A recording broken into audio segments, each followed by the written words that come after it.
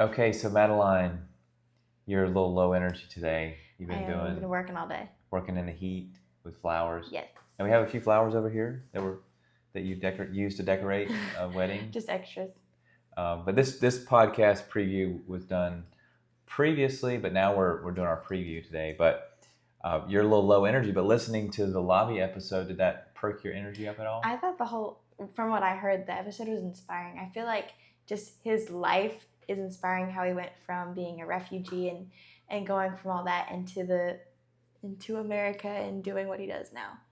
What did you find interesting about it? Well, definitely that was a big part of it, and the mentality of somebody that's been through those experiences and how that's impacted his life, Labi, Yes. how it's impacted his life, how it's impacted his business, and his mindset of going into construction and business. So he does our episode today where is with Labi, and he I never did actually get the correct pronunciation of his name, so I apologize for that. I'll have to get that later. But Labi is a developer. He's a contractor. He buys houses. And so one of the things we really talked about was just obviously him being a refugee and how that impacts him, how that changes his mindset, but also how he believes he really helps these people when he buys their houses. He's doing that. He's doing construction. And so in his mind, he's really making the world a better place by helping these people to give them a fair price, give them a reasonable price, and not take advantage of people. So those are a few things that I gained from it. We say that we want to inspire, educate, entertain. I feel like the definitely inspiration piece was very high on this, but also learned some educational aspects. And it's Labi, so it was entertaining. So, did you have anything else you wanted to add? I think that was it. Let's shoot to the intro. Okay. My name is Andy Richardson. I'm a professional engineer, and I've been doing this 26 years. This is my producer, Madeline, and this is the Enhance AEC podcast, where we learn the why of professionals in the AEC so that you can learn your why. Let's jump to the intro.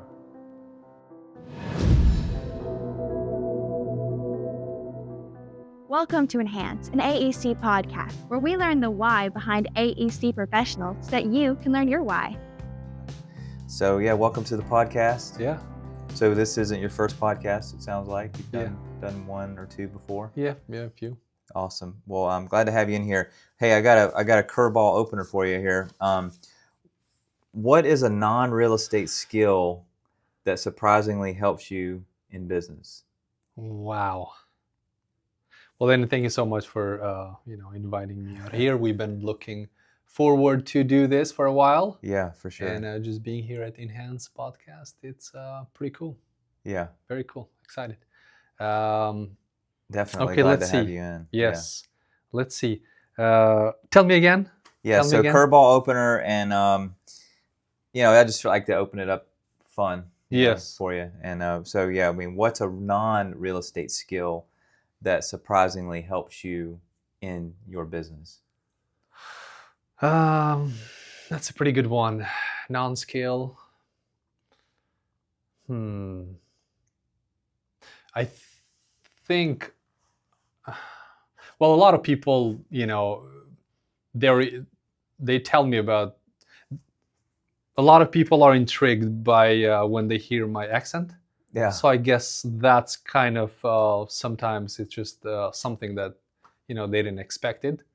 Sure. So I would say that would be something that non-skill. So I didn't have to work at it. It's just, obviously, yes, learn the English, but the accent is probably going to be there forever.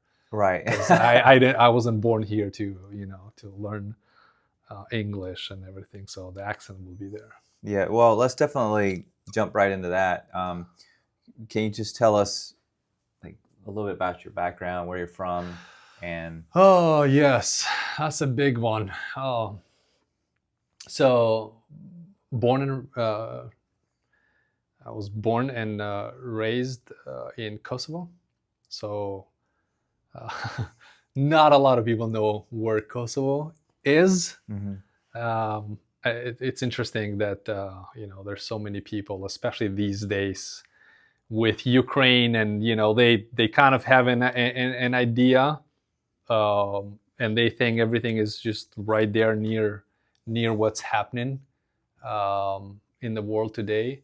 But anyway, Kosovo is super small country. Mhm. It's like less than 2 million people. Okay. So,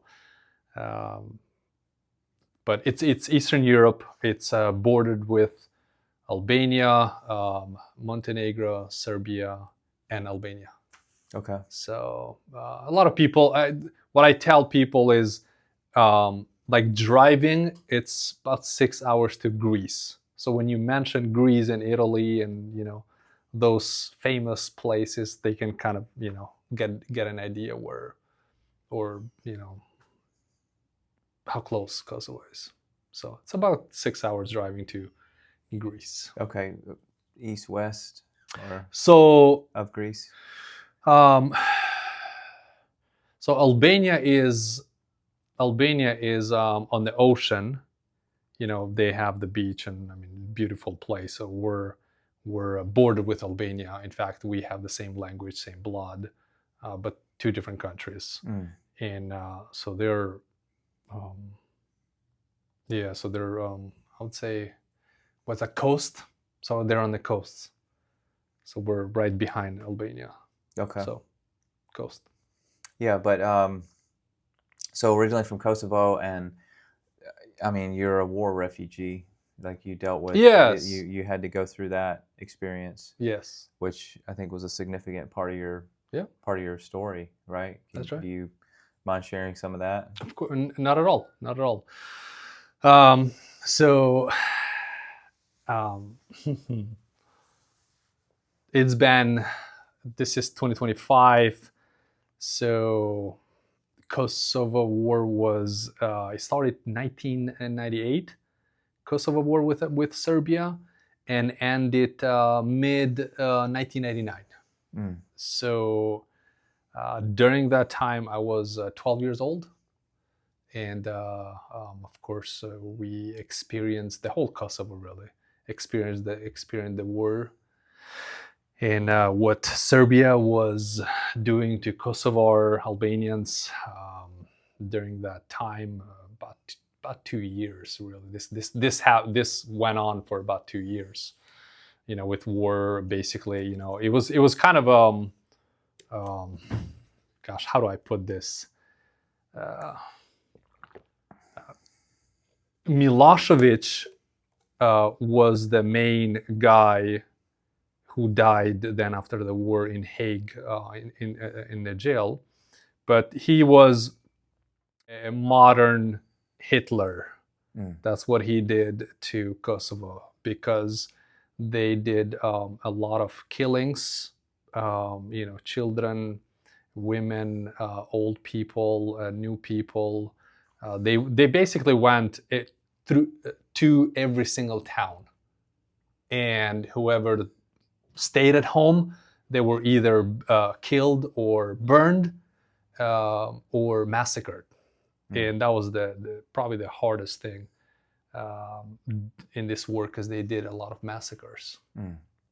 And there are still, actually, after 25 years, there are still, I believe, more than 3,000 people still absent. Is that the word? That they don't know where they are. Yeah, like missing. Missing, yes, yeah. exactly. Missing, yes, that's the word. Still after all this time. So, but yes, the Serbians, the enemy came through my village, because I grew up in a village, and we had to flee, get on the tractor, and we had to flee, go to to next village, and from that went to the forest, hiding from them, and stayed there a couple nights. And then they actually came. So then, they knew where we were, because like, where are you going to go hide from them? You couldn't. But they came, the military, the Serbian military, they came and they took us, like, bunch of people, children, women, older men, mostly, because the young men, who were kind of 18 above, they would take them. So it was mostly women, old men, and children. And so anyway, they took us. Then we went to Albania as a refugee. Okay. Stayed there for about 4 months, and then after the war ended, we came back home. But and we'll get into this, in a little bit. But that's why we say most Kosovars, if not all, we say number one is God and number two is America. Okay. Because they saved us. Yeah. Amen. Yes. Well, and I love the patriotism that you bring, and obviously we share the same faith, so That's right. I love that as well. But like for example, on your phone, when you call, it says Labi USA. It's got the flag. You're very patriotic to the U.S. Yes. So that's I really love that about Yes. about you, and it reminds me like we live in a great country. That's right. And so it's just a really cool story that you have, a really awesome story you have. But we do want to talk about, how that impacts you as a business owner. You're in the construction industry. That's right. And so how did that impact, what you do now? How did those experiences impact what you do now as a business owner, and specifically in the construction industry? Yeah. My past? Yeah, how did your experiences impact what you're doing now? Yes. It's hard to explain everything, of course, but I would say, I grew up in a village, village life, and in a poor family, poor village. Now that the war has ended 25 years, of course, everything has changed.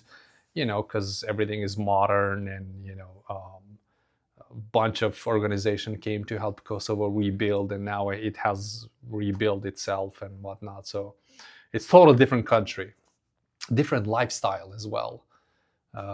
But before the war, it was a lot of poverty for sure, and so growing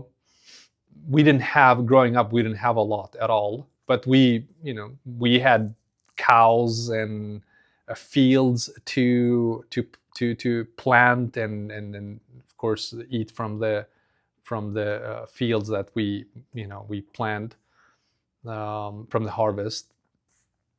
And so always grew up with a mentality, always working hard. That's you had if you're not working, you're out with the cows. Mm-hmm. So always working hard. And obviously, coming to the United States, it's a dream come true. Not just for me, but that's why everyone wants to come here, because they want to come and have and live that American dream. The Right. freedom, and be able to work and have money, have a good life. Have a car, and have a house, and have its own business and whatnot. Yeah. So, but I'm super grateful that I'm here. God has opened so many doors. It's unbelievable. And just that life experience, growing up, and never give up, and never just be thankful and work hard. Really, Yeah. Those experience. That I'm grateful, and just keep pushing. Yeah. Okay. Thanks for that feedback. And I mean, so just so I can share with the audience, I mean, you're a founder and owner of LK Advantage Property Solutions, which is here in Beaufort, South Carolina. It's an investment company. It's a real estate company, construction. I guess maybe share a little bit about what it is you actually do, and then how that impacts the community. Like, what do you actually do with LK Advantage? Yes. So when things changed, decided to come to United States, which this just 3 weeks ago, literally, was my 11th year, my 11th anniversary since I got here. So I got here February 14th of 2014. Okay. So on Valentine's Day. love days. I fell in love with America, but I did not know what I was going to do. Okay. I mean, I especially real estate, Right. no way. But what I knew, Andy, what I knew is it's America. You can, we've heard that, seen in the movies, seen, other people, television, that in America you can do pretty much anything. So you have that already, that in your mind, that if you can make it to America, you can do anything. So I knew coming to United States, I'm gonna be here, gonna live here, but I'm gonna have my own business. What exactly, I had no idea. I didn't know. But this opportunity presented itself doing real estate, and then we jumped on it in 2015. Okay. So got here 2014 February. We made a decision to open and do real estate January of 2015. Okay. So it's been 10 years with in real estate with LK Advantage, and so basically, lots to learn. We've done a lot, but we help people, and we help people. Especially in this community, there are so many distressed properties. Yeah.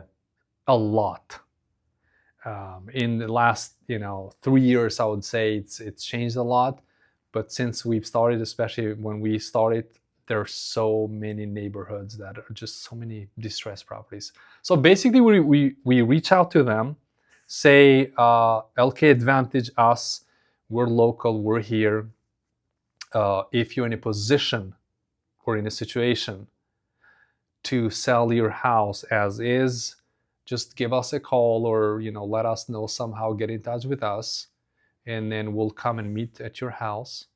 We'll take a look at the house, and then we'll within a day or two, we'll meet again, give you an offer on the house, and we'll buy it as is. So there is no realtor fees, and there is no other contingency, such as you have to change this or make this. Basically, it's as is.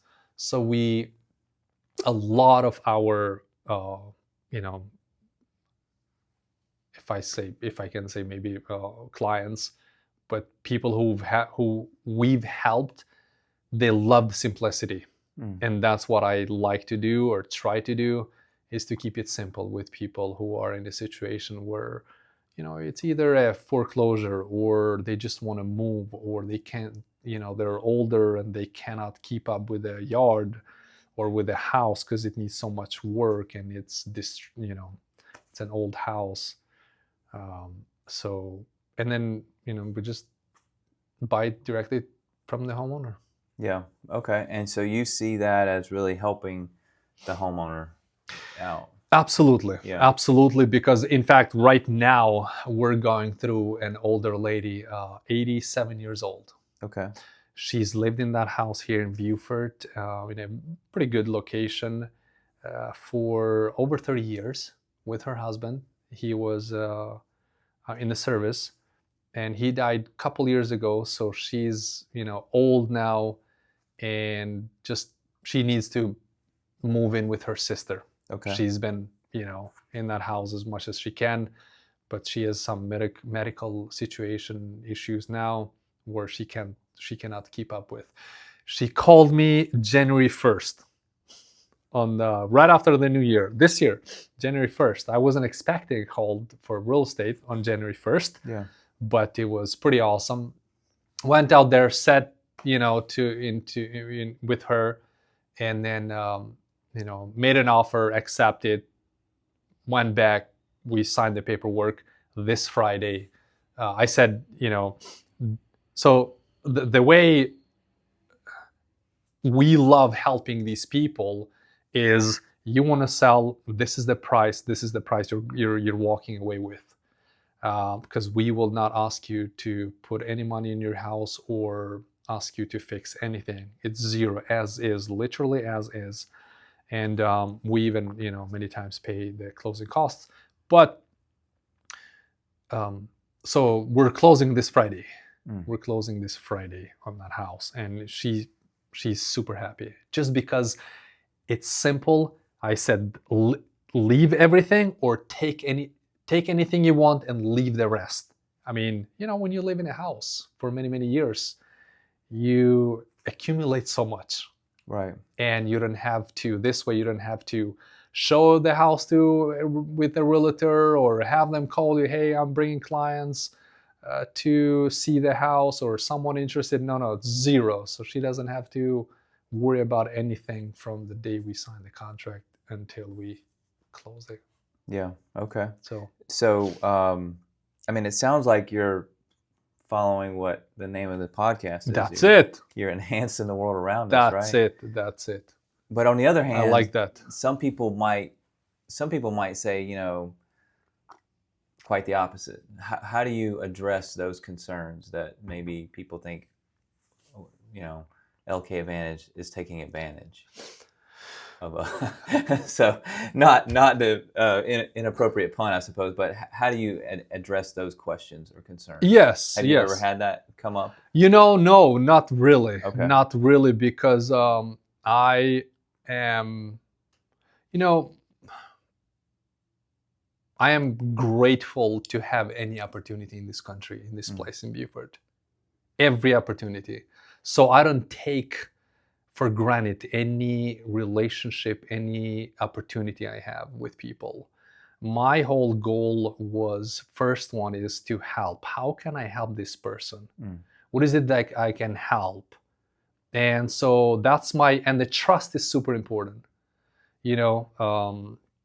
Trust is super important because, when I tell them this is the price and this is you're walking away with this price, there is not going to be any changes or closer to the closing cost. I'm calling you and say, things changed, or what about this and what about this? Zero. You have nothing to worry about.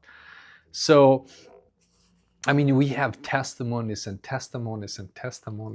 like so many people, so many text messages I can show you that they're just grateful because we gave them the absolute best price.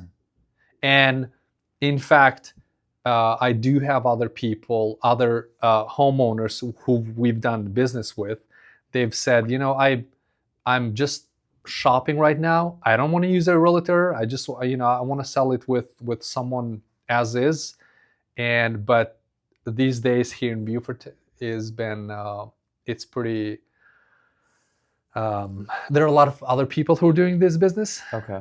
And so they've, I've gone and met some other people, homeowners who want to sell. And when I gave them my price, they were like, oh, wow, that's almost double from what other guy gave me, which he insulted me and this and that. So I try to give the absolute best price in the condition, and it's not, I mean, I'm going to be here. I live here. I've been living here for 11 years. I'm not going anywhere. I love this place. And, I don't tend to be rich on one or make, thousands or hundreds of thousands of dollars on one deal. Sure. That's not my goal. Right. So that's why. Well, that's really good. I mean, I'm glad to hear that you are making Beaufort County a better place, and really, I like what you said about how you don't take it for granted, your relationships. And really, we're dealing with things in the construction world and real estate world, but really we're dealing with people. Yep. Right. I mean, that's it. And so people are so important in terms of how we relate. So that's the first half, I suppose, is the purchase of the property, and then you take that property and improve it, or what's the next step? That's right. Yeah, in business, in real estate business, I've heard so many times, which is true. It's really Paperwork and people. Okay. That's those two things go a long way. It's about people and paperwork. Mm. But yes, we have few options. In fact, in the beginning, I've done a lot of flips. Okay. We're gone in there, made the whole property absolutely beautiful with the yard and everything else. And that's the other thing. It's not just, helping this person, whoever might be. It's, but I'm helping the neighbors, on each side of the house and across, essentially the whole neighborhood, Mm-hmm. by making, the house itself beautiful, because it just, brings the property value way much higher to my very close neighbors and the whole neighborhood. I mean, I've done 6 houses on one street, on one neighborhood, that has literally changed the comps for the whole neighborhood. Mm. But I was the first one to start in there, and I bought the ugliest ran down house. Yeah. That the neighbor behind the house said, we never knew that there was a house because of the growth, that hasn't been taken care of for years and years. And you know how fast things can grow here in Beaufort. They just take off. Yeah. So, but I've done that a lot in the beginning, and so now I'm more focused on rentals. Mm-hmm. Still looking to buy, of course. Fixing it's super nice, but what we do is we go in there and furnish everything beautifully, and then rent them to travel nurses, or short-term, mid-term, long-term. So we have that kind of the business model now. Yeah, and there are some, I guess, Beaufort County, they're starting to become, things where it's difficult to do rentals, like short-term rentals in some of the jurisdictions. Yes. So that's where the long-term nurses That's right. come That's in, right. I suppose, right? That's right. Yes. Yeah, there are a lot of areas where, as they say, they're capped, like city, county, and stuff. But then, you're able to rent to 30 days plus. To a lot of travel nurses, they come 2 months, 3 months. So yeah, you're still able to help out and rent that way. Right. Yeah. Yeah, and I used to see the signs on the road. It said Labi buys houses. Do you still have those signs? I still do have the signs, but I don't put them up Yeah. anymore like I used to in the beginning. Yeah, I remember thinking, what is that? And then I met you one day. I was like, oh, That's this is right. the guy. That's it. So if you ever see that sign, maybe that's what it's about. Yeah. But I think there's the thing that I respect about you is taking that experience. I think there's something about people that grew up here, like even myself. I mean, I'm an entrepreneur now, but it wasn't something that really occurred to me until later in life. But there's something about immigrants that they see the opportunity here, Mm-hmm. right? Do you think do you see that as a true viewpoint? Like the opportunity that we have from your standpoint versus maybe somebody that grew up here and takes it for granted?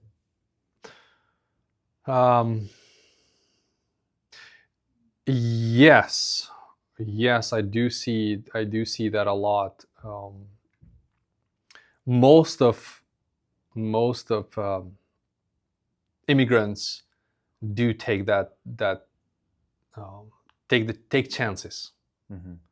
In business, to open their own business, to do their own business, because we're not like in most countries we didn't grow up with so many opportunities, or we didn't see our brothers or fathers with so many opportunities to do pretty much anything they want. Yes, they worked hard, but it wasn't, they didn't have what you have here in US. Mm-hmm. So I see a lot of immigrants who do a lot, but it's about, I believe it's about taking chances, and just having, personally, it's just about having that opportunity. That's it. Mm. And the difference is, I think the difference is, with people who grew up here, is, sometimes you get comfortable. Mm. You just get comfortable. That's your comfort zone, and you grew up here. You see everything. You see the opportunities and everything else, and probably, most of the time, your dad is has a career, and but so you grew up seeing that, but.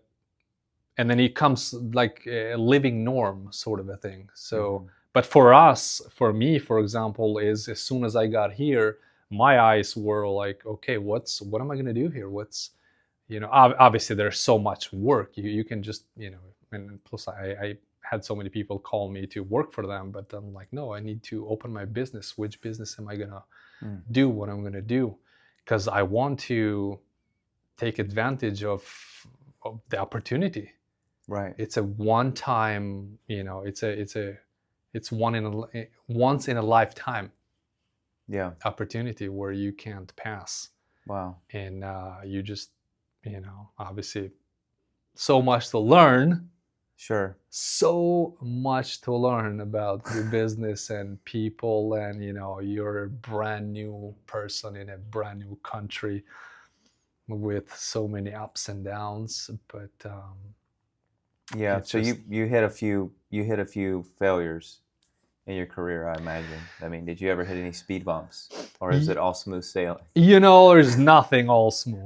There's nothing all smooth. Just like the weather a couple days ago was pretty warm, and all of a sudden last night and today it's kind of cold. Right. So it's never smooth, especially in life. But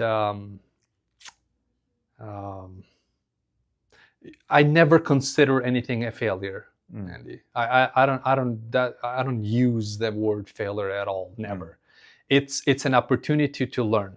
Yeah. Okay. If something doesn't go quite right, or I made a mistake, it's an opportunity to take advantage of that situation to learn. What can I do different? What didn't go right, and what can I do? Something different to, for example,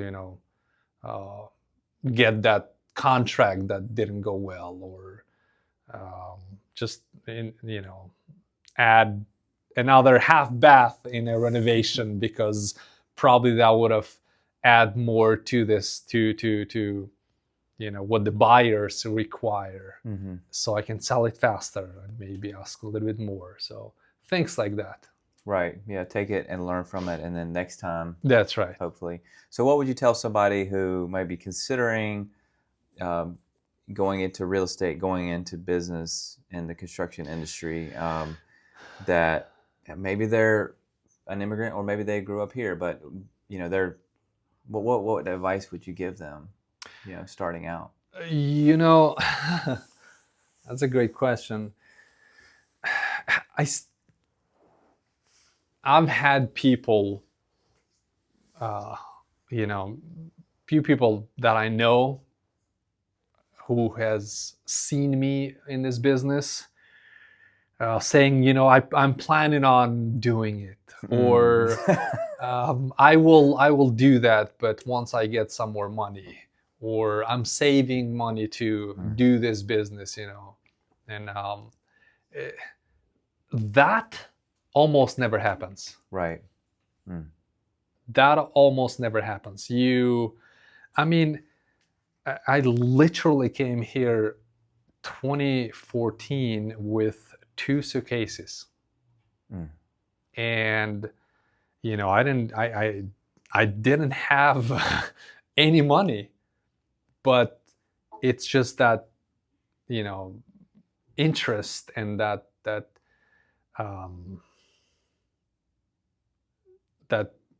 what's the other word I want to use? The desire to do something. It's really desire, and it's mostly it's the desire, because you can't go like with the feelings. I feel like doing this, or I feel like doing this, or I'm gonna wait until this settles and then start something. It doesn't happen that way. It's the desire, and that was the biggest thing on me to just if I can find something that someone can show me how to do this, I'm gonna do it. I'm gonna learn it. I'm gonna take risks, and I'm just gonna jump on it and do it. Man, because there's no failures. I mean, this is the most amazing country in the world. Like, what I came with 2 suitcases. I don't have anything. How low can I go? I can't. Right. I'm starting from the ground, from zero. So I can't go below zero. Yeah. Why not take any chances? Man. I mean, what? If it doesn't happen, it doesn't happen. Sure. Or if I made a mistake, or if it don't matter. It's okay. I am here, and there's so much work, so many opportunities. If something that I really want to do, really love to do, it didn't happen. Sure. It's okay. I'll start something else. But you must have that. So that's what I would say. And that's what I talk with a lot of people, especially the young generation, Andy, that it's different mindset completely. I'm sorry, the younger generation. Yeah, younger generation. Different mentality, right? Yes, different mentality, and like it's you cannot be lazy. Right. Laziness, it's bad. Now, I mean, it sounds like there's a significant drive you have for almost like proving somebody wrong. I mean, what is it that's driving you for this to succeed? Is there something there? Yes, absolutely, Andy.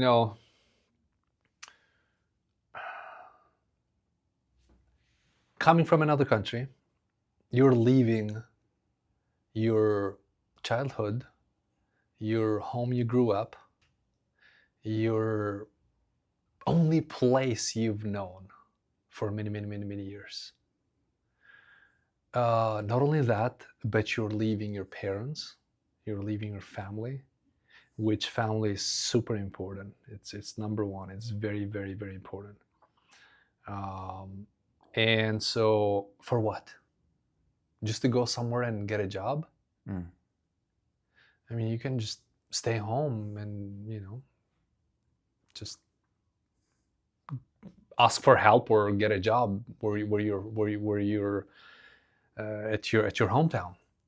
But so you're making all that sacrifice and leaving, and then you come to a place like this, United States, and you're not taking advantage to do the right thing and help people and grow yourself and grow a business, have a life where you can not just for yourself, because anyone can do so much or can do something about themselves, but most important is to be able to create something where you can help others. First of all, help your family. I have 13 nieces and nephews, and so I love them. I mean, I love them so much. And to be able to create something where you're able to help them, and that's really I would say the biggest why, probably. Yeah. Okay. That's awesome. Now, those family members, are they still back in, I guess, Kosovo or Albania, or are they here? No, everyone is in Italy. Oh, Italy. Okay. Yes, I am from Kosovo. That's where we're from. But my older brother, he immigrated to Italy in 2000. So right Okay. after the war, because Italy opened the door for a lot of immigrants. So a lot of Kosovars right after the war, because there was nothing. I mean, just a torn out country with nothing to do, no work, no nothing. So he immigrated to Italy, and then so he has the passport because he's been there for 24 years, but since he has an Italian passport, he was able to get my two other brothers, because I have 3 other brothers and 1 sister, so we're 5 kids. So he got my 2 other brothers, so now they live with their wives and children in Italy, and then my parents live out there as well. So, but my older brother, since he has the Italian passport, he was able to travel to US. So he came and stayed and worked for me for a few months here a couple years ago. Oh, okay. And then my parents have been here. They got their visas, and they were here twice, stayed 2-3 months, which I took them around in different places here in US, and it was a lot of fun. Yeah. Yes. Nice. So my whole family now is in Italy, so that's where we go. In fact, Tuesday we're leaving for Italy for 2 weeks, because my father, he turns 73 years old. Okay. And my younger brother, he got married 2 years ago. He has a daughter, and then last year he had triplets. 3 Wow. boys. Okay. And they were born in the same day as my father's birthday.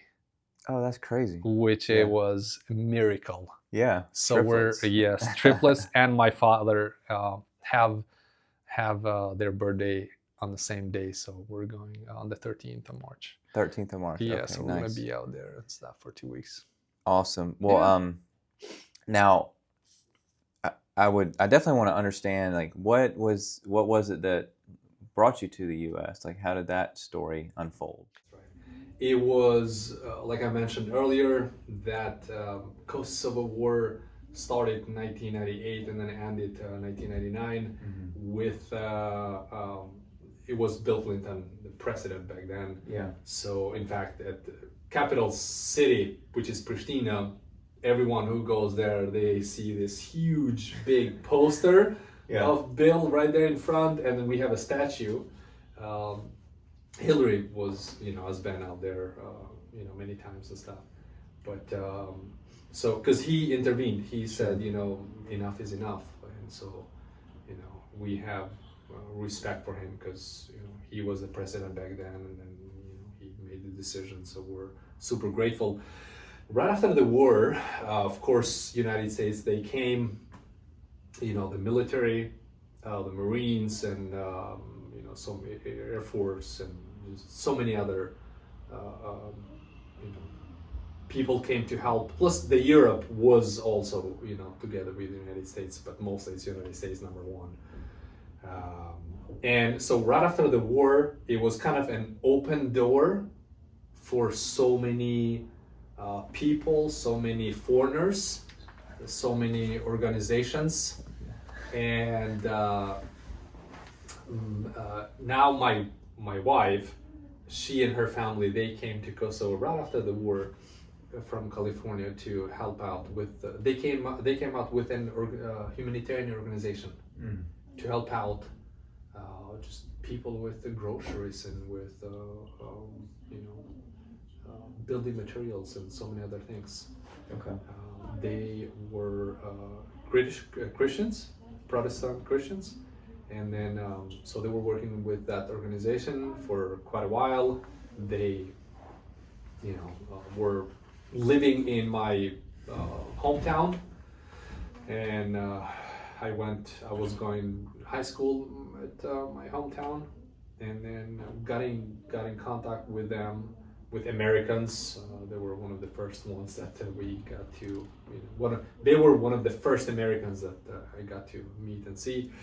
And then they were, just helping out so many people, and got the opportunity to meet them, help them.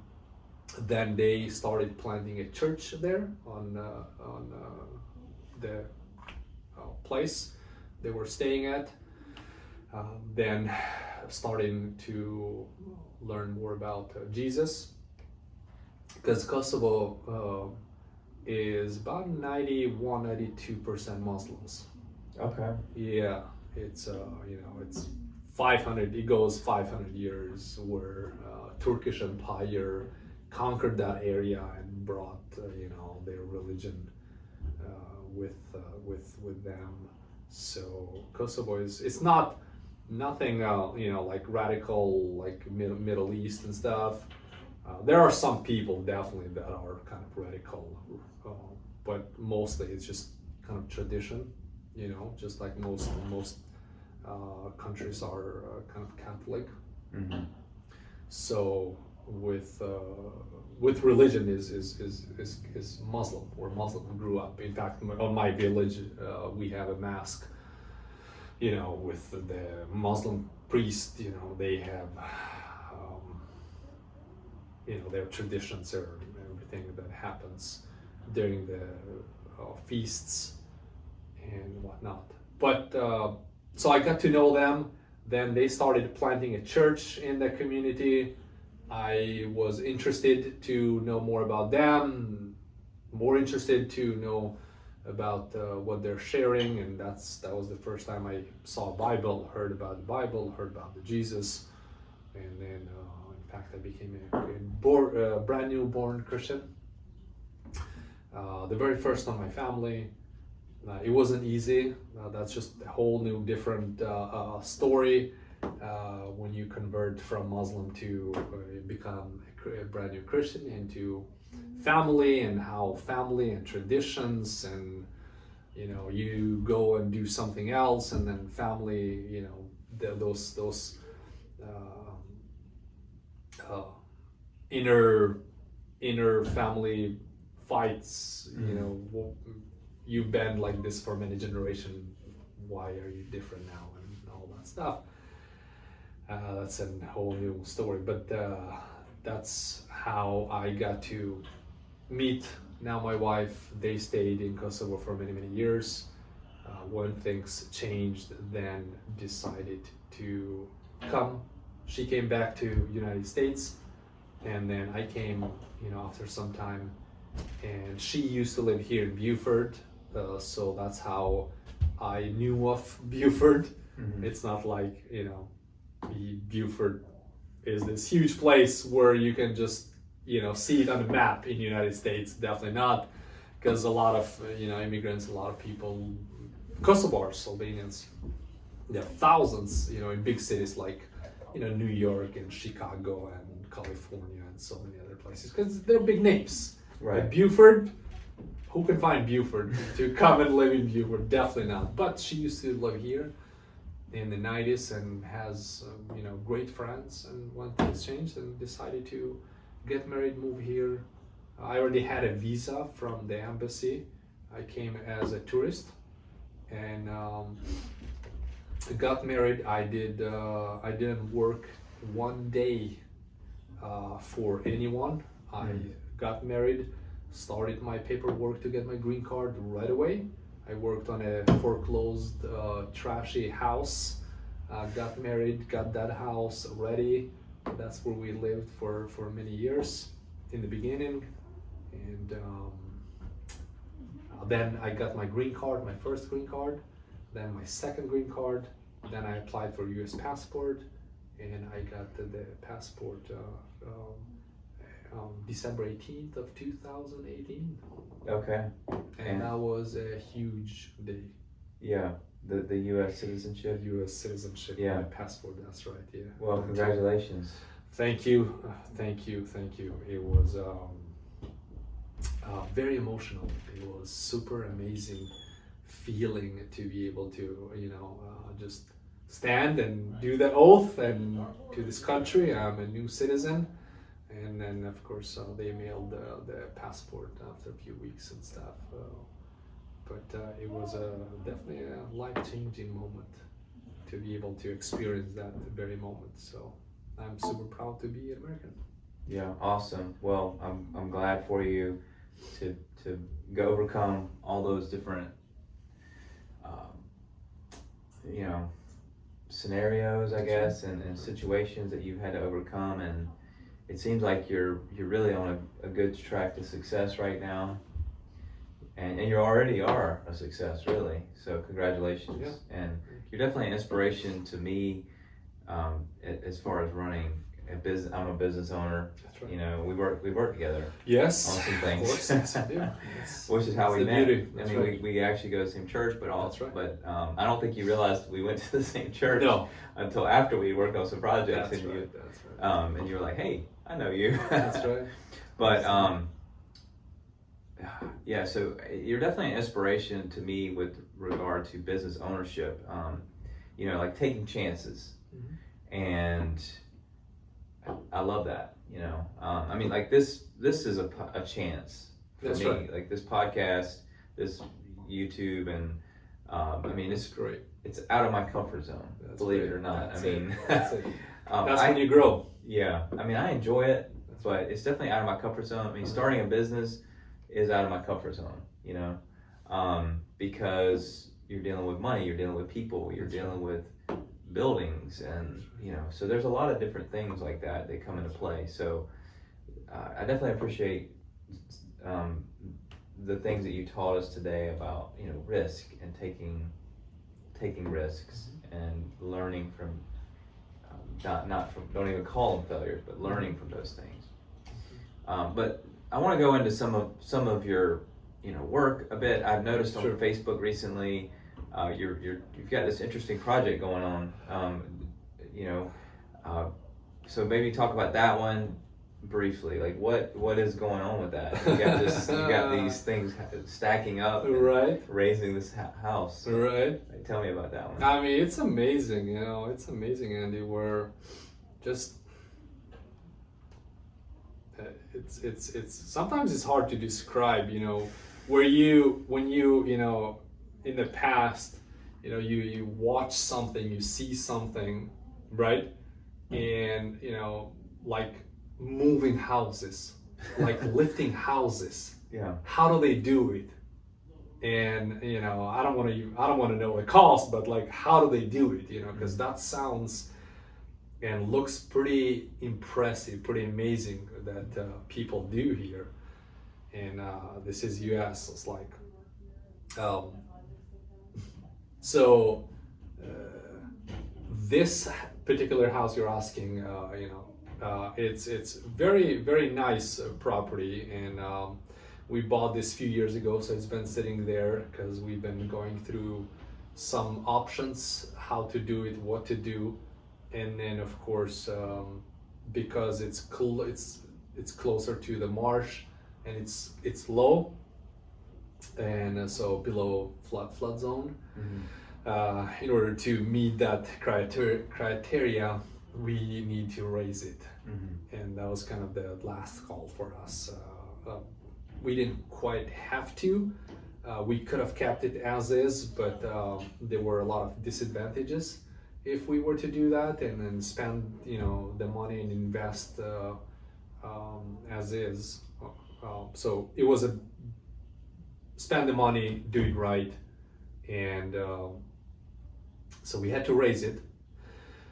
Found this company, which they told me they're the best. They're the third best company in US that they do this all over the place. Okay. It's pretty amazing.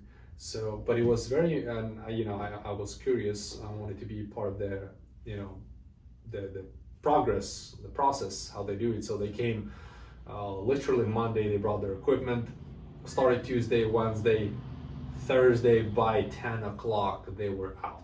Okay. That's how fast they did the job. And so now we're getting into the foundation. You know, have to build the brand new foundation. They said when we're ready with the foundation, they'll come probably another half a day. They'll drop it down on new foundation and leave. So lots to learn. I did not all this 10 year doing the business real estate, and we've done a lot of different projects. Sure. But I did not think that I would also be doing a project where we're gonna lift the house and work under the house. While they're Under the foundation, yes, while it's sitting on the piers. right. So that was definitely a new project that we've never done, because we've done, you know, obviously renovation, all kinds. I mean, just take out the entire exterior, the entire interior, just basically leave just the studs, even the studs, you know, because some of the old houses, they have, you know, rotted wood and stuff because they've been there for 100 years. Like downtown Beaufort, we've done some projects. We used to love downtown Beaufort, and you know, they're old, like 100+ years, some of those houses. Yeah. So we've done we've done some, you know, new builds, some mobile homes, just all kinds of various of projects, but lifting a house, that was the first one for us. Okay. So that just so we have people from all over the country that listen. So That's right. just to clarify a few things. First of all, you mentioned the floodplain. So That's we're in a floodplain here. So a lot of the properties, not all the properties, but a lot of them are, and because of, you know, a lot of times they were built pre-knowledge of some of these things, and so they might be down. The floor elevation was below the floodplain elevation on this property. So you literally you bought the property, and then actually Scott, our SV engineer, I call him the SV site visit engineer. It's one of our pipelines, if you will, that does site visits and reports and things. So anyway, he came and looked at it. That's right. It's been several years ago. He did. Yes. And you've been going through this process of evaluating, okay, what should we do with this property? You know, like, should we fix it in place? Should we raise it? And that's right. Obviously you came to the conclusion that raising it was the best option. And then this company, the third best in the country at raising, they raised it, they put it under what's called cribbing. That's right. Right? Yeah. And it's basically these stacked up, you know, timbers, and it looks kind of like that Jenga board. Yes. It kind of looks like that. It's a little bit, but they're pretty fat in terms of the width, and they have numerous of them, and they raise them up, and then while they have the cribbing under there, they can construct the foundation piers under that. So that's a little bit about the process. That's right. Super impressive. You can go to Labi's Facebook and you'll see all about that. He's got that up there. Was there any other projects that were equally interesting that you've worked on over the years? Over the years,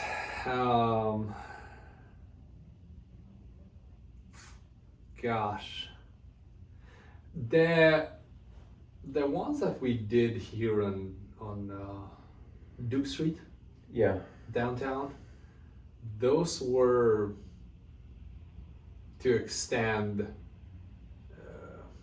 They were most people, if not all, would have just torn them down.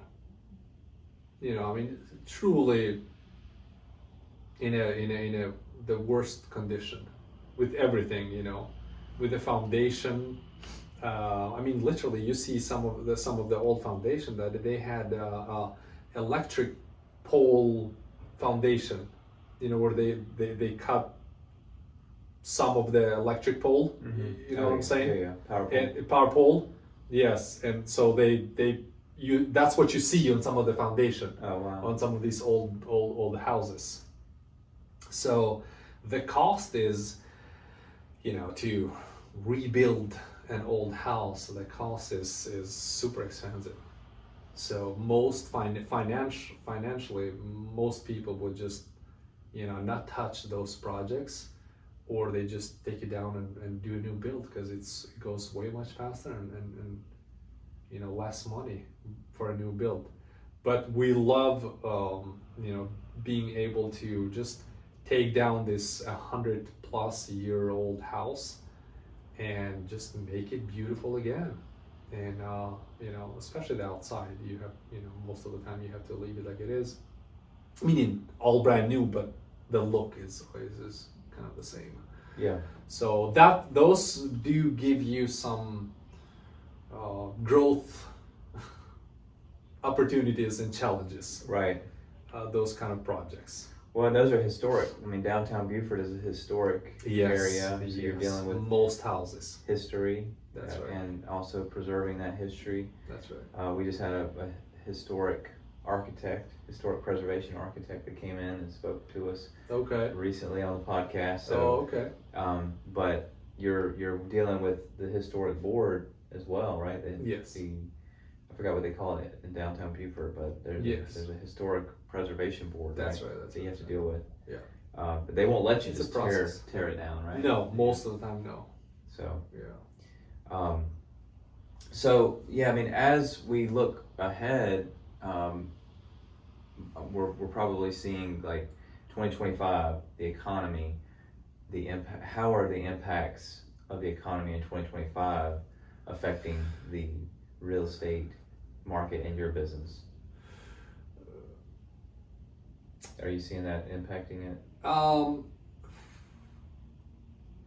After COVID, things completely changed. Yeah. It's interesting. I mean, just the COVID itself, obviously, that whole I don't even know what to call it. It's interesting what happened and how it changed the world and so many other things in businesses and just the landscape of so many businesses and things. Real estate, it's interesting that just boomed right after the COVID, and so I haven't seen a slowdown in Beaufort. So we're looking at 3-4 years now or so, and I don't think there is any slowdown in Beaufort County. Interest rate, yes, went up a year or so ago, but still, so many investors, so many other people, they just kept going, kept doing. So Beaufort is just a nice county, nice town, small one. So we're running out of land, so everyone wants to get a hold of anything they can, and either build or live there. So the growth has been insane. The growth has been so much in this county, literally. So I don't know. I don't see anything, changing, really, especially this year. Yeah. Well, what's next for LK Advantage and for you on the horizon? What's up next for you? I really love this business. I love real estate. It keeps me super active with so many people, so many things. And I plan on keep doing this, creating some great opportunities for other people to work with, contractors and just other investors and everything. And then possibly doing some more, perhaps multi-units in the near future. So, kind of out of the just bigger projects, just not just single-family homes, basically. Okay, so you're going to take your talents to the next level. That's the goal, yes. As it were. Yeah. I always want to grow and do a little bit more and just kind of get to the next level and stuff. Yeah, I mean, you've been here a decade, so it's time It is a decade. That's exactly keep going, right? That's exactly right. Yes. Awesome. Well, is there anything else you want to talk about today or share? I congrats you on an Enhance podcast. It's fun, and I hope this comes out like you wished. Yeah. And anyone out there who's listening or can learn something or get something out of this that can perhaps help them, that would be great. That's the goal. Yeah. Well, I think the goal for me for each episode is that people learn, they laugh, and they're inspired. Exactly. And I think we've definitely hit the inspiration. Yeah. We've laughed a little bit. That's right. And we've learned a lot. Yeah. So I think we've hit all three. Yeah. But yeah, I mean, if somebody wants to reach out to you, what's the best way to do that? Yeah, so I mean, LK Advantage, I haven't been so much active like I used to in the beginning. Yeah. Because I used to do so many videos and live videos on Facebook and just showing people what I'm doing, because I have so many people in my team, investors and so many other things that they get involved with. So I'm super open, super transparent with people that I work with, showing them this is what we're doing. Mm-hmm. And this is how you're able to get involved with and whatnot. But Facebook is Instagram, Yeah. Phone number. I mean, one of the other thing that we get a lot of business with is really just word of mouth. Because it's super important, like I said earlier, to create that trust with people in this town, to where they will just refer you to other people to do business with. And I do some advertisement here and there, some radio station, whatnot. Yeah. Okay. So yeah, that's a few ways to get a hold of you. Yeah. Now, one thing I want to leave the audience with, what's your original language? Or you have multiple language, I imagine, but what do you It's speak? Albanian. Albanian. Yes. Okay. Yes. So we're Albanians. Yeah. So that's the Albanian language. That's right, Albanian language. Yes. So can you share a little bit with us today? Maybe you could say, hello, welcome to the Enhance podcast. Yes. So Albanian language. Have you seen the movies Taken 1, Taken 2? I haven't seen those. Oh, those are great movies. With that guy, what's his name? Yes, I can't remember his name, but it's a super famous actor, obviously. Okay. But there are some Albanians that they play in that movie in some Albanian language. Well, the Behind Enemy Lines, is that about? No, it's not about that zone, is it? It No. seems like it's. Yes. But Taken 1, that guy is Albanian, or some of the people? Some of the people in the movie, so just to kind of... Yeah, could you say welcome to the Enhance podcast? Yes. Mirë se vini në Enhance podcast. Edhe Andy, faleminderit shumë për kohën, faleminderit shumë për ftesën. Awesome. So thank you for the invitation and thank you for your time. Awesome. Yeah. Thanks, Labi. Of course, as always. Hey everybody, thanks for listening to today's episode of Enhance. And please leave a like, a subscribe, or a follow, and we'll see you next time.